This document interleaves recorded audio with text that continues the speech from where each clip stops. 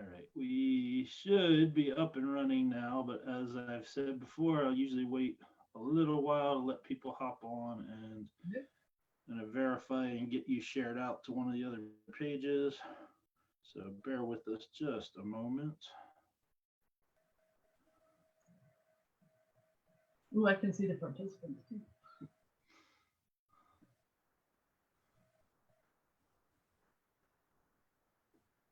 I'm gonna put us up on the Meet the Masters page.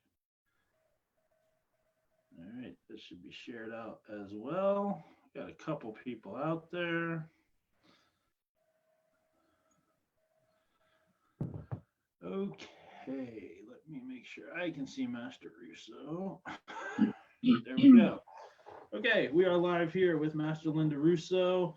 Master Russo is currently a master at River Valley Tongsudo in Ambridge, Pennsylvania, but has some training and background that goes prior to that and beyond that as well. So we'll get into that a little bit too.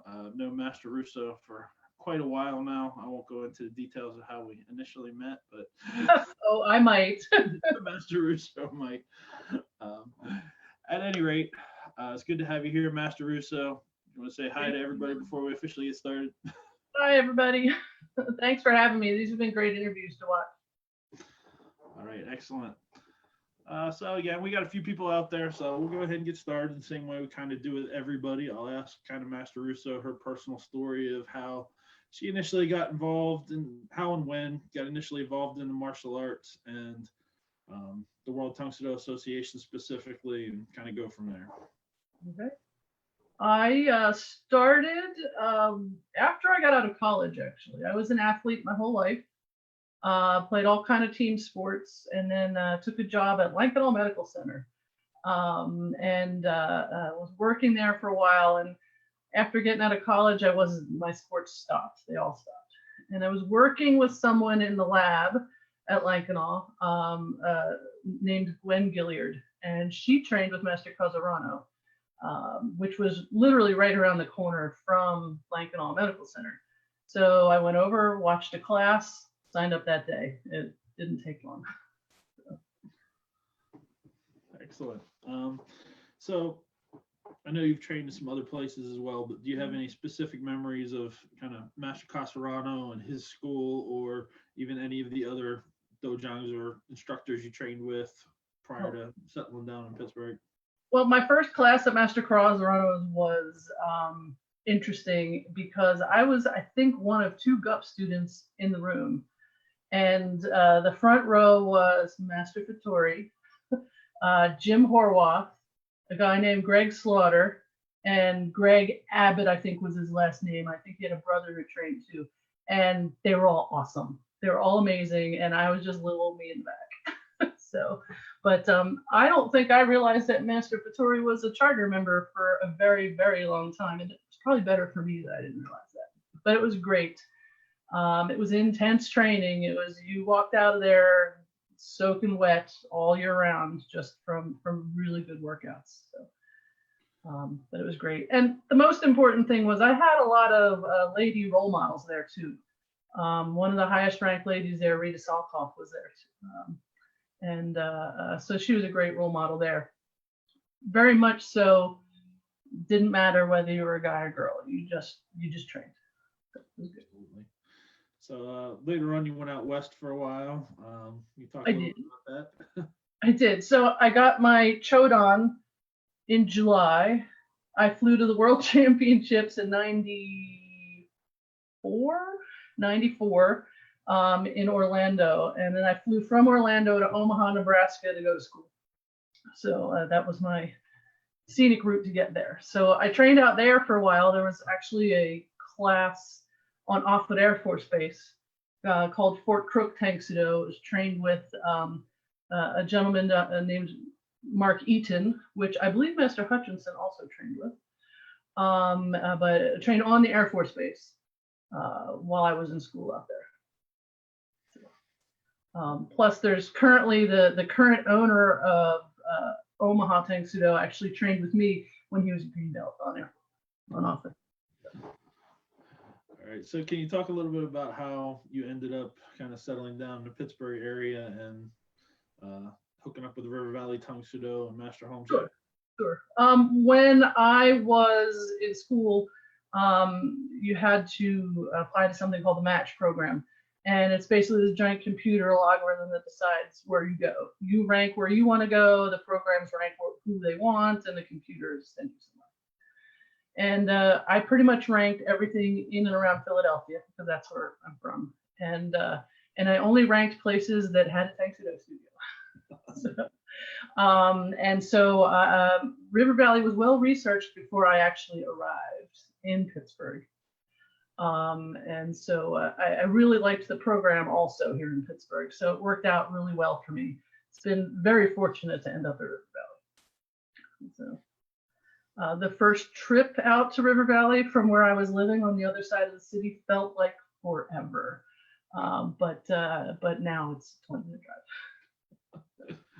All right. Can you share a little bit about kind of maybe what your role at River Valley has been over the years, whether it's changed or not, and maybe something about your interactions with Master Home Check over the years? Sure. Oh my gosh, that's since 2001, so that's a lot. But so I'm currently the most senior student and the only other master instructor at River Valley.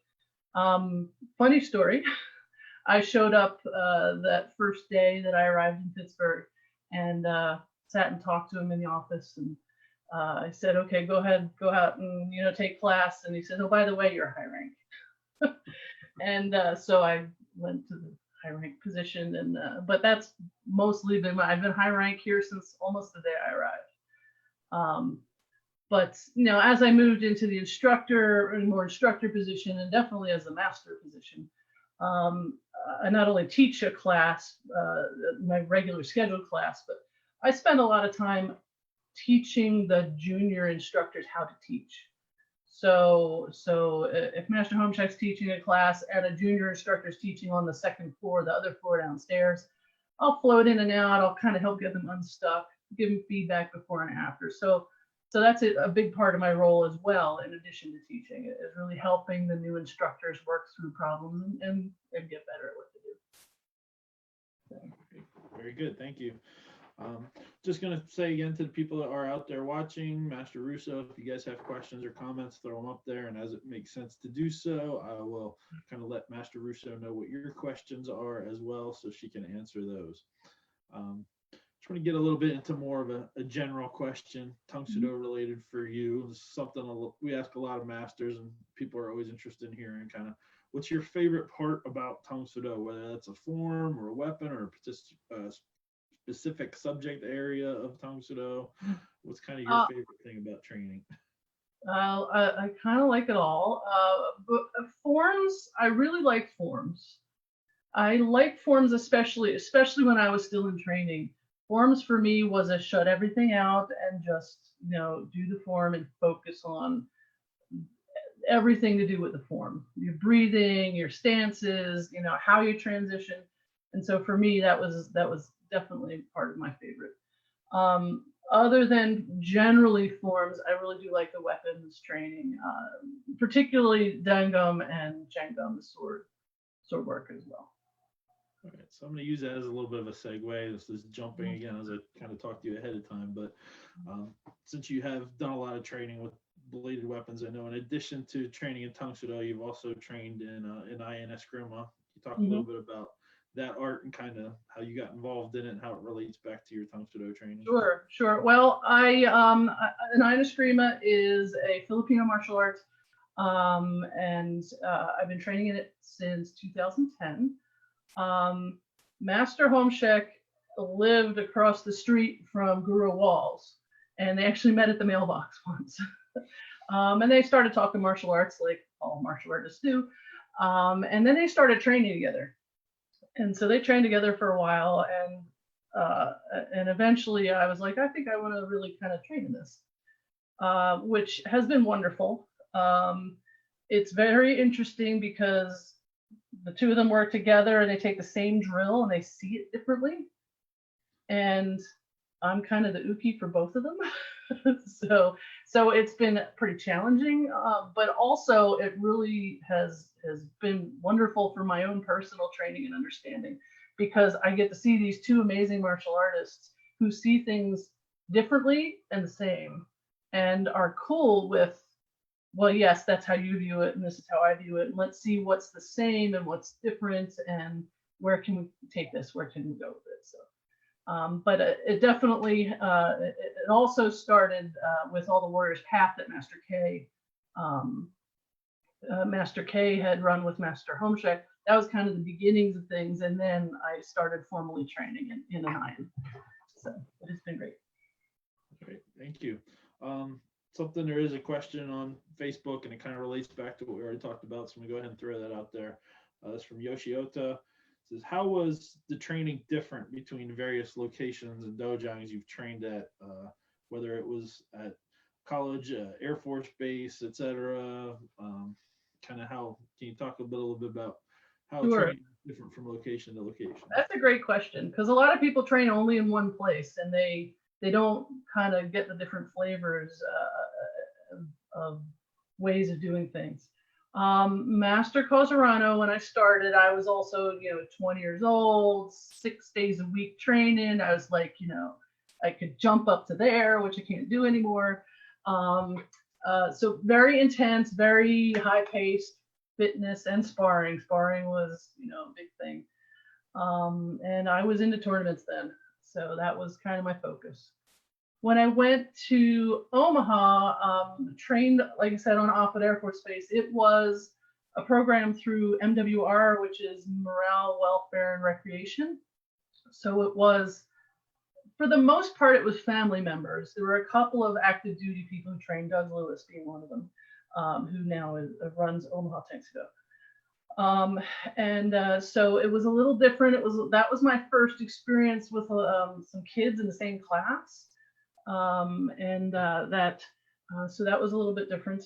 And I came in like Region 8, boom, Region 8 to Region 3. It was a little bit of a culture shock for both sides, probably. But I loved it. It was more of a challenge in Region 3 because things were so spread out.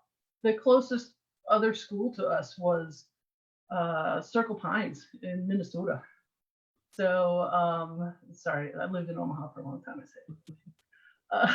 But it was a long way, it was you got used to, if you wanted to go somewhere, minimum of 8 hours to get to somebody else. But it was good. It's good training. And then River Valley coming back. I mean, a lot of people have done seminars with Master Homeshek, and so different as well. Biggest school I've ever been in, so a little different. The technical detail, the training with somebody like Master Homeshek is also different. So, and all three are different phases of my life and different phases of my training, and they have helped kind of broaden my perspective on a lot of things. That definitely changes your attitude about training too, as you're in your different phases of your life. So it's definitely something to appreciate. And speaking of phases of your life, you've kind of alluded to a little bit, something I cleared with Master Russo to talk about ahead of time. More people probably know than once did, but there's probably still some people that don't know out there that Master Russo, in addition to being a Tuxedo Master, is also a medical doctor. Can you talk a little bit about how maybe your profession affects your outlook on Tuxedo and vice versa, or anything you kind of want to talk about with that area? Yeah, so for a long time, I didn't tell anybody what I did, mostly because I'm in pediatrics and I didn't want to answer questions about, ears and diapers and stuff that work at Tuxedo. So I try to keep them separate. But they're both professions. Like, really training in a martial art is a profession that you can't just go and just do. You kind of have to immerse yourself in it too. So. But it's also, training in Tuxedo has helped me deal with the stress at work, the stress of training, especially, and the stress at work, and vice versa a little bit, because my medical side also helps me understand how people move, how people recover from injuries, And one of the things I really like to do is individually help somebody figure out how to physically do something that they were having trouble with. So that has helped in both ways. Excellent, thank you. So talk a little bit about some of the things that Master Russo has done kind of at a regional and association level as well. On an association level, one of the big projects over the years that many people, especially if you've been to World Championships, will have seen is the Masters Trading Card Project, where I know I'll let Master Russo get into the details a little more of that, but she was very instrumental in the development of that project over the years as it went. So you could talk a little bit about kind of how you got involved in that project, how it grew, and what it was. Well, it started as a project out of the scholarship program. Master Homeshek was in charge of the World Tank Sudo Foundation scholarship program, so he was over everything. And when I came back from Omaha and I moved to Pittsburgh, I started assisting with the scholarship program. So I helped run the tables, do the merchandise, and at some point, I thought of we need to do a fundraiser, and I thought of doing trading cards because a lot of people didn't know anything about the masters in the area. So they didn't know Master K and his knife work. They didn't know Master White. They didn't know, and I'm mentioning them from Region 22, but at that time it was Region 8.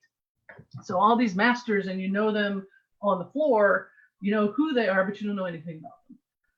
So I pitched the idea to Master Homeshek, who said, okay, write it up, and then we'll get approval from it from headquarters, because the original proposal was, let's make trading cards of the top 15 masters in the association, so that people can learn about them. We'll sell the cards, make money from the scholarship, and go from there. So we submitted it to Grandmaster in February of 2004. Grandmaster loved it. Grandmaster Shin loved the idea. But in true Grandmaster Shin form, he said, not just 15, do all of them. So we did all of them, which at the time was 210 active masters. And we had to have it ready to print in 4 weeks. So between Master Homeshek and myself and Maggie Gonski, we probably sent 3,000 emails, and I contacted all the masters to get that set. So we ended up doing that project. We did it every 2 years for the championships. I think we did 3 different series of cards, and probably about $50,000 was raised over the course of the projects for the individual programs. So Region 1, for example, would buy packs of cards and sell them and give them away as prizes, and so they would make money for their program. So it was really, any scholarship program could buy them at cost to use them to raise funds. So I enjoyed it. It was fun. Yeah, definitely. As the masters increased, I'm sure the challenge to continue. Our last set was 178 or something like that. It was a lot. Definitely a lot of work involved there. So let's talk a little bit about the scholarship. As you mentioned, that was kind of a program, and you also have been kind of intimately involved in the scholarship committee, especially in Region 22, even directing that program. So you can talk a little bit about kind of your involvement in that and what that means to you as a. Sure. Well, when we split off into Region 22, I went from being a part of the support group for the scholarship in Region 8 to the chairperson for the scholarship for Region 22, and I did that until just this past year or so. I think Grandmaster Shin always focused on, the purpose of training is the betterment of mental and physical, not just getting out there training and breaking stuff, but improving your mind as well. And so the scholarships do help that. And in the grand scheme of the cost of college these days, it's not a lot. Although some regions do raise more funds than others. It's been very nice to be able to give scholarship support to our active members who are going off and really trying to improve themselves. And sometimes it's just pizza money and books, which books are expensive. So, but it's been very fun to help do that, and the raising the money and also interacting with kids selling the merchandise and selling the cards has been a lot of fun as well. Really interacting with all the family members and the kids and students. Great. So on a more association level, you're one of the few people that had kind of an opportunity to go on one of the association trips to China. Various years that used to be an ongoing thing, but for various reasons, some years we weren't able to do it. Some years we were. Master Russo was able to go to China. Can you talk a little bit about kind of what that trip was like and maybe an experience or two on your China trip? We need entire podcasts for that trip. It was really fantastic. I was fortunate at that time to have just finished getting my training done at work. So I actually had a paycheck for the first time. And when the announcement came out that they were having another trip, the previous trip had been canceled because of SARS, by the way, version 1 of this thing we're going through now. But anyway, it was 3 weeks. I was a roommate with Lisa Keys Matthews, who was Master Strong at the time, now Grandmaster, of course. It was his senior students. And so I was fortunate to become good friends with her.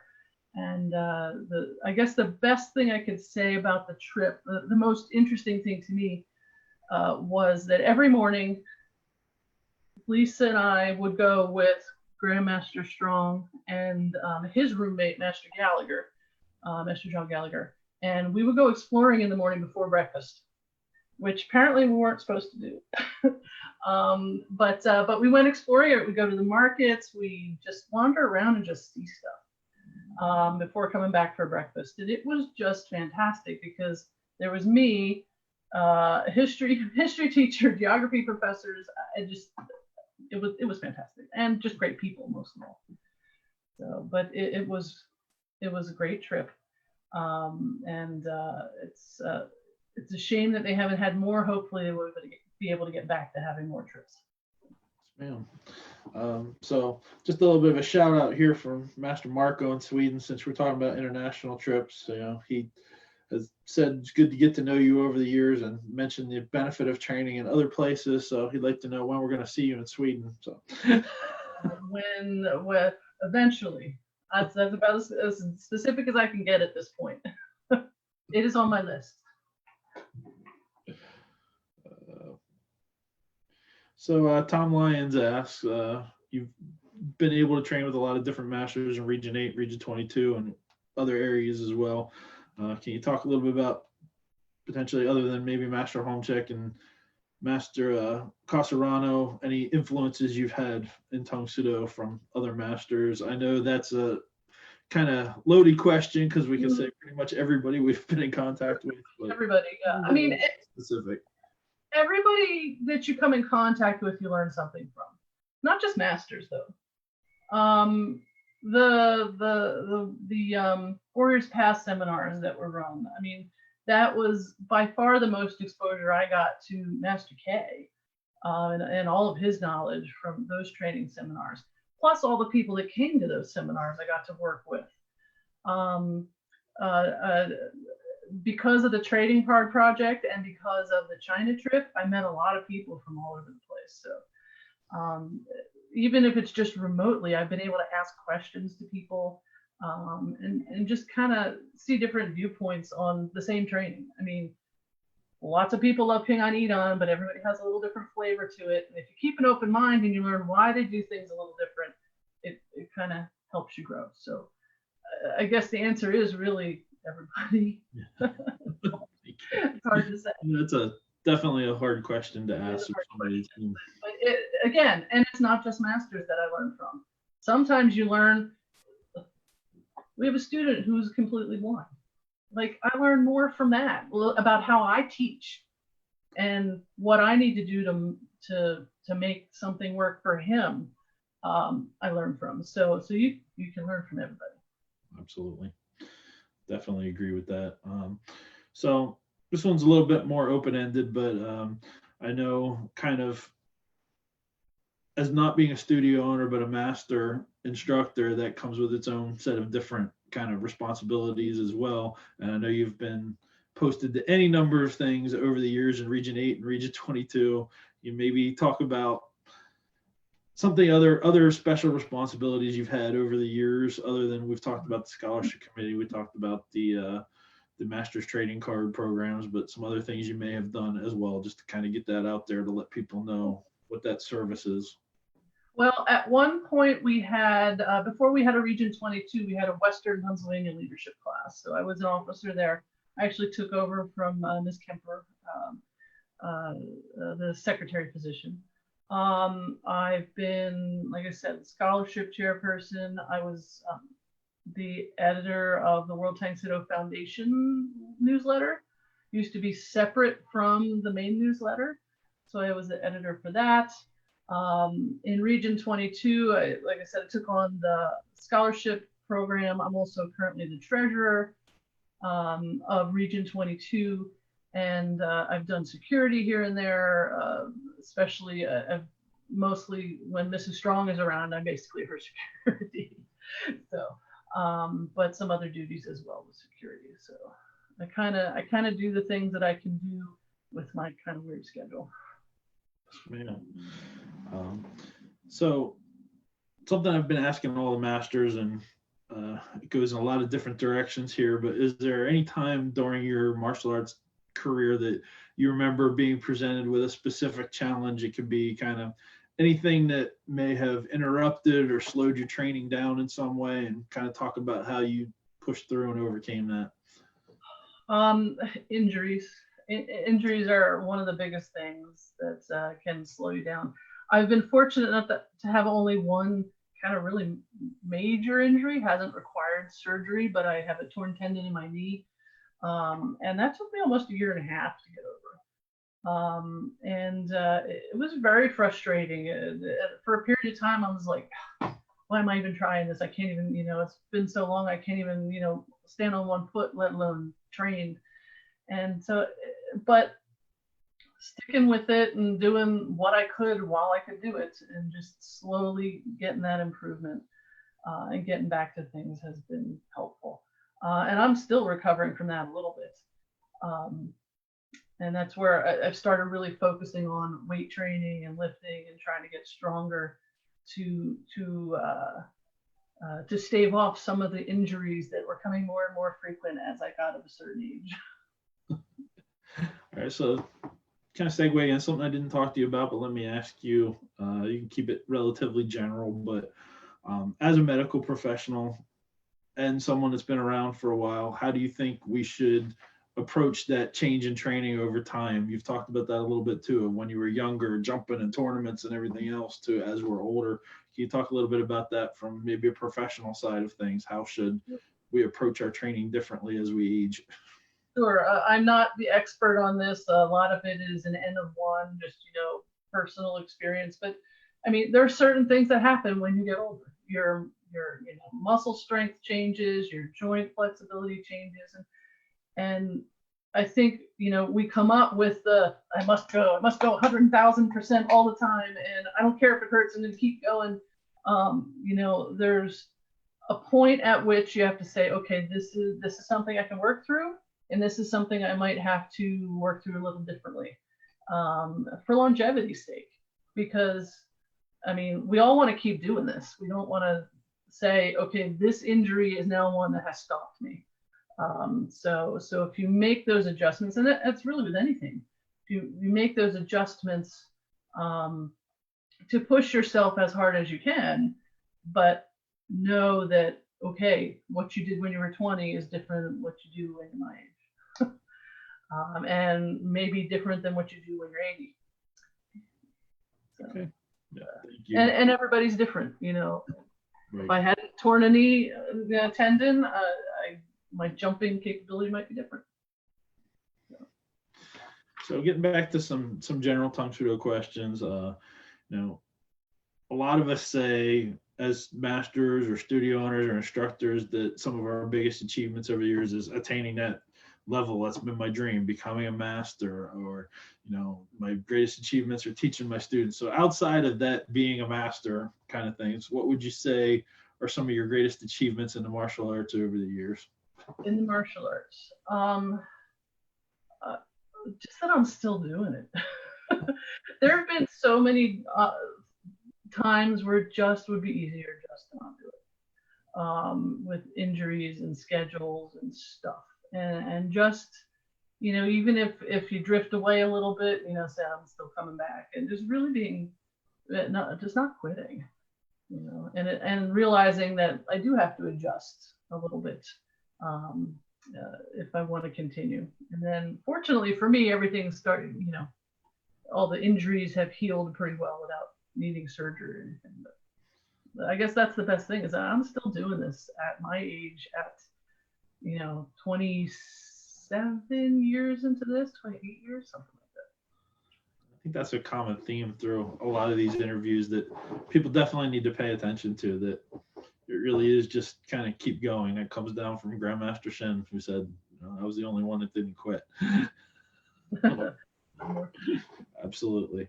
Yes, ma'am. So talking about yourself maybe a little bit more personally, something again I've been asking a lot of people, are there any interests, hobbies, activities you have outside of the martial arts world, maybe something someone doesn't know about you that you can share with the group? Well, some people know this.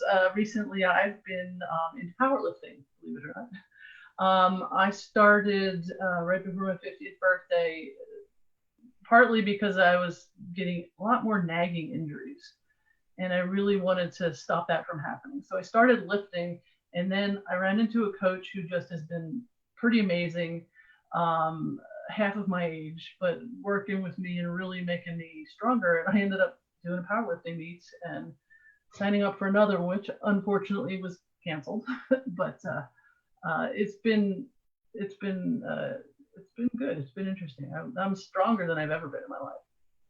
So, but that's one. Other interests, I like a little bit of everything. I'm a book nerd. I love books. I was very hard pressed to switch to electronic books. I still like to have actual books in my hand. Calligraphy.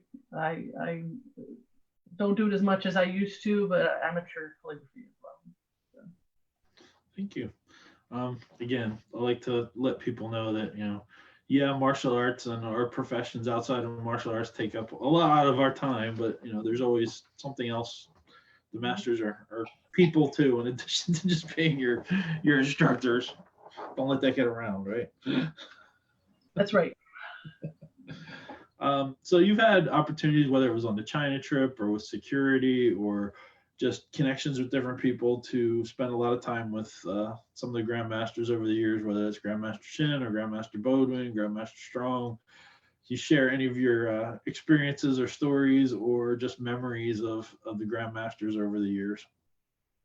When I was training at Master Jorgensen, I only ran into Grandmaster a couple of times at tournaments, and I was like a GUP student, so I was like, can't possibly talk to him. The China trip is really where it all changed, and especially at Mrs. Shin, I became, more of an acquaintance with Mrs. Shin as well on that trip, and just I learned actually how difficult it was to keep track of Grandmaster Shin. We had team leaders, and I was asked to be one of the team leaders, and Grandmaster was on my team, and I couldn't keep track of him. He was too fast. But just seeing, watching him on that trip, I could see just him interacting with people, sitting and talking to somebody and listening to Mr. Schweiker actually was one of the people I talked to a lot on that trip. Just seeing how intense when he was talking to somebody, he really talked to them. But also how he was a little bit of a joker. Played a couple of tricks on us on the trip, which I will tell you in person someday. But just it was nice to see him outside of the training environment, which of course I got to see during the leadership class as we went further on. But then as far as security, I didn't do as much security for Grandmaster Shin as I did around Grandmaster Strong. So, and the trip in China, again, that's where I really got to know him better. And since then, I've been able to interact with him a lot. And then on security, his wife and his family, and just seeing the real person side of people, it's been great. Just both wonderful people. I didn't get a chance to really work with Grandmaster Bodwin that much, so I can't really speak to as much personal interaction with him. But just they're real people and very nice people. Thank you again. So another question coming over Facebook. Can you talk a little bit about what you wrote your master's thesis on? So I had to do two of them. My master's thesis, my first one, was actually on traditional Chinese medicine and Western medicine, because if you look at, and it was mostly focused on how much of what we kind of know today did they understand as far back as time written records. And it was amazing to me how well they described things. There's a book, the Yellow Emperor's Treatise on Internal Medicine, 2000 BC, and they were describing accurately the changes in life, female stuff, and how the kidneys worked, and once you realize how they looked at things, the colors that they, and you go into the meridian theory, you can see where they start to interlace. And there's actually some Western medicine things that they don't explain things the same way, but you can see how they're interlinked or how they're related to some of what we know today. So that was my first one. So, anything you want to share about the second time around? Because I know. Second time around was more about how the brain works under stress. So how do you need to train for a true self-defense situation where you're going to be having all kinds of physiologic responses, your heart rate, your blood pressure, your breathing, your memory, your perception, what changes when you're super adrenalinized when somebody's trying to really hurt you. Because no matter what we do, we're not training, we're not experiencing that. I mean, no matter how bad your worst test was, the test panel was not trying to actually kill you, although it felt like it at the time. So it was on, it was based on a lot of authors. There's on combat, the gift of fear is part of that. There's on violence, Rory Miller. So there's a lot of research on physiologic responses to stress. And so I kind of dug into that and tried to figure out, is there ways that we can train a little bit more once you're more advanced, and definitely when you're an adult, to better prepare for those kinds of scenarios. Yeah, that's definitely interesting. Heavy on the research, not as heavy on the conclusions, because there's so much more to learn. So let me ask you a perspective that maybe I haven't asked some of the other masters, because oftentimes we talk about the artistic side and the philosophy and the young and the physical training, but something I know I'll get into a little bit with my next interview with Master Robinson is more the self-defense side of things. Can you talk about your personal kind of perspective on the self-defense side of training in the martial arts? In general, training. In general, yeah. I mean, there's this constant battle, yin-yang kind of battle between, should it be martial art versus traditional art, and I guess my philosophy is yes. When you first start training, I mean, you're obviously not going to do combat with an 8-year-old, true combat with an 8-year-old. But you also don't want to do the same thing with the Samdan that you've done with the 8-year-old. So at some point, you want to add that stress and that pressure and that little more realistic training, but it has to be at the right time, I guess. Does that make sense? Yes. And the right time is different for everybody. So you might have a 16-year-old that it's fine for. And you might have somebody that's 40 where like, yeah, no, it's not time yet. So I guess we have to not totally lose the martial, but introduce that as things get as people progress further in their art, I guess. Okay. Instead of just repeating the thing, rote memorization, block punch. So another question I'm kind of asking everybody, I'll get into in a second. Again, I want to remind people out there, if you have questions for Master Russo, put them up there.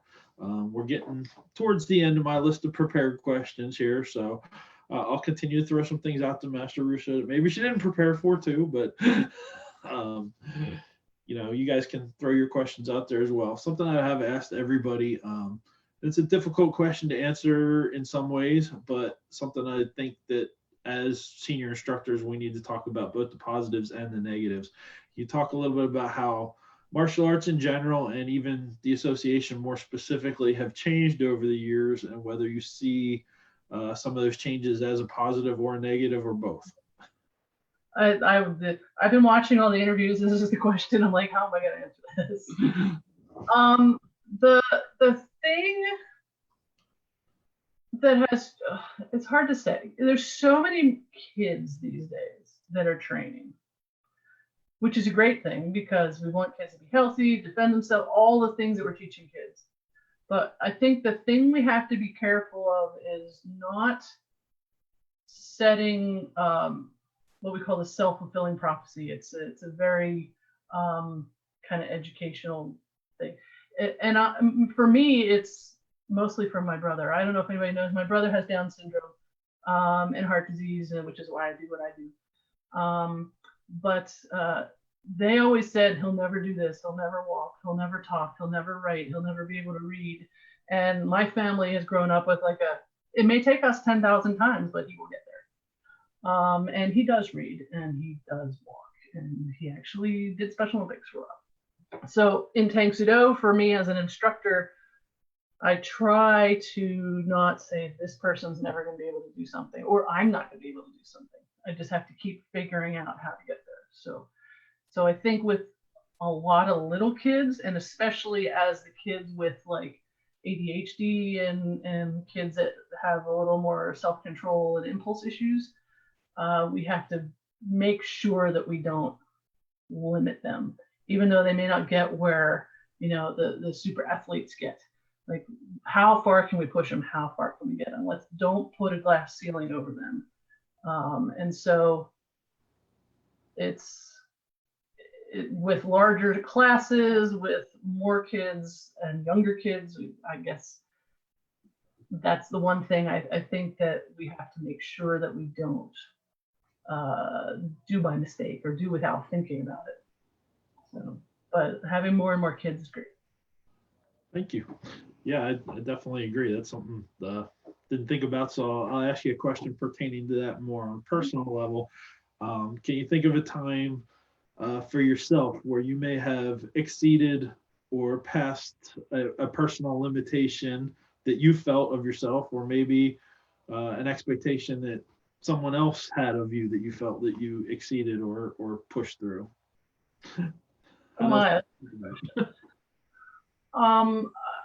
I guess one of the reasons I even started training in Tang Soo Do because I thought it was hard. That's one of the reasons I went to that first class, and I think Glenn went with me. And I just watched Jim Horwath do this jumpy, spinny thing, which I later learned was a jump wheel kick. And his head almost touched the ceiling. And it might have actually touched the ceiling. And I was just like, whoa, that's so cool. And just like, I guess every milestone, it was like, oh, are we ever going to be able to do that? But figured it out with help from people and kept going. Getting through school, just the time-wise outside was challenging. And honestly, if I wasn't training at the time, I probably would have gone crazy. So the Tang Soo Do definitely helped me get through school and training. All right, thank you. So kind of getting into my final thoughts here with Master Russo. Again, if you guys, anybody out there has anything for Master Russo, please, please, please, put it up there. That's one of the reasons we do this, is to get other questions. Appreciate the ones we have gotten, but I know a lot of you out there just feel like, I don't have any questions, but it's kind of an ask us anything format here. So if you have any questions for Master Russo, put them up there. Kind of my closing thing has been very open-ended with everybody. If you have any particular stories or words of advice or just something kind of you wanted to share and get out there on a personal level that we haven't already talked about. Oh, I don't feel. There are times where I'm like, why are you asking me these questions? I'm just me. But I guess the biggest thing in training is, especially if you don't train in other places, if you've only trained in the same place. Yes, there's a way your instructor wants you to do things. There's a reason that they want you to do it that way. Ask them why they want to do it that way. And most of the time, what you're going to get from your instructor is well, this is the way I used to do it, and this is I learned it from this person, and that's why they did it that way, but this is why I want to do it this way. So, and then you go somewhere else and train, and they do it a third way, and then somebody else does it different. It's not wrong. It's just different. I do it different because my height. Master Homeshek does something different because of his height. Somebody else does something different because they're better at empty hand or Hapkido style techniques. So there's a reason that people have different flavors, and it comes from their experience. And so if you learn from them, you've learned from who they learned from as well. So I guess be open-minded about things and ask why. Why do you do it that way? And then as you move into the instructor ranks, know why you do something a certain way. Because there's all different flavors and they're not wrong, they're just different. Yes, ma'am. Definitely appreciate that insight as well. I always like kind of throwing that open-ended question out to people because we get a lot of different perspectives. I like it. But I do have a couple of questions that came through. These two kind of go hand in hand, so I'll ask both of them here. We've talked a little bit about your favorite areas of martial arts, but this has more of a teaching side of things. One question is, do you have a favorite thing to teach or share? And then right after that, are there particular skills or concepts that you enjoy sharing with others? So it's kind of the same question, but kind of gives you a little bit more leeway to what you like to share with other people. Despite the fact that I'm a pediatrician, I really like teaching the adults because I'm kind of a geek as far as, technical stuff. I love helping somebody work through a movement that they haven't been able to figure out. Maybe from a body mechanics thing. If you turn more, if you lift your knee this way, and that's a little bit more geared towards adult kind of training.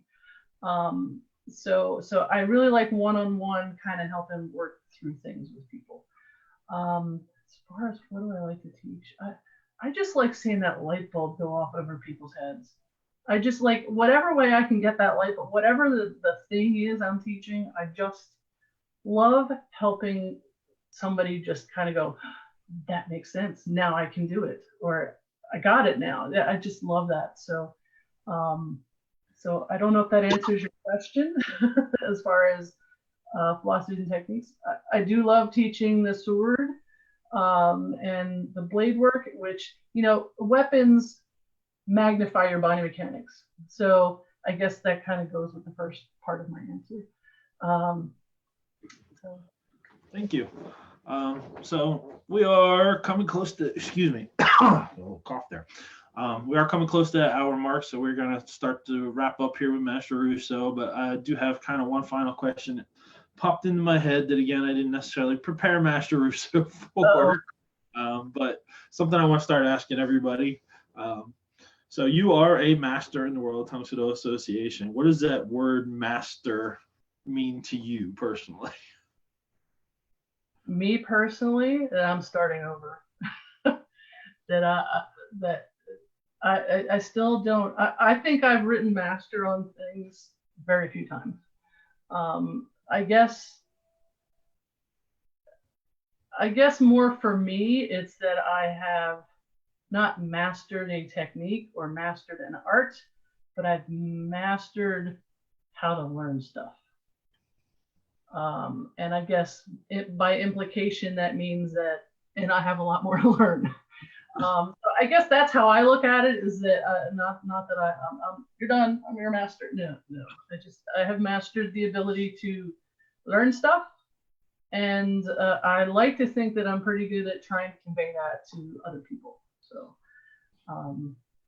but the longer you train, the more you realize there's so much more you don't know. So I guess that's my way of looking at it. I appreciate that. I think that's a good place to finish up with Master Russo for today for me. I appreciate your time, ma'am, and thanks for joining us. And thanks for being out there and watching, everybody. Hopefully some people get to go watch this not live later, so please do that as well. Master Russo, go back and check the comments, and the various people been watching and saying hi to you as well. And I want to give her an opportunity to final words and final sign off. If people have questions, send me messages, on Facebook. That's fine. Thank you, Master Jorgensen, for arranging these. I really enjoyed watching the other interviews. I'm still surprised that I got to do one of these, but I've enjoyed it. Thank you. Thank you, ma'am. All right. Everybody have a great day and a great weekend. We're going to sign off. Tang Su. All right, Tang Su.